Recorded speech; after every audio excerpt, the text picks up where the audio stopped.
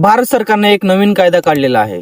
UGC म्हणजेच university grants commission ही एक committee आहे जे की भारतातील सर्व कॉलेज, जेवढे पण कॉलेज आहे त्यांना फंडिंग करतं, त्यांना ग्रँट्स देतं.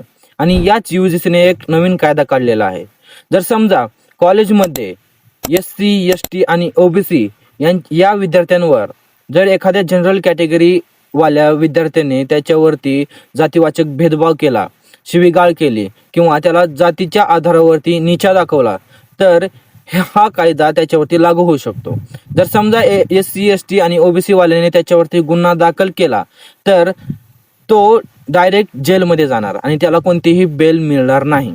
आणि समजा जर जनरल कॅटेगरी वाल्या व्यक्तीने तो त्याच्यावरती झालेला गुन्हा दाखल हा खोटा आहे असं सिद्ध केलं, नंतर ज्याने गुन्हा केला आहे त्याच्यावरती कोणतीही कार्यवाही होणार नाही, असा या बिलचा हेतू आहे.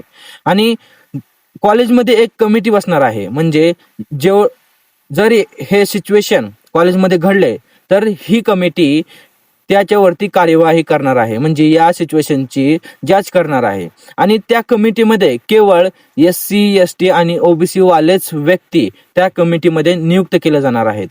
याच्यामध्ये जनरल कॅटेगरी वाल्या व्यक्तीला एंट्री नाही, असा या बिलचा हेतू आहे.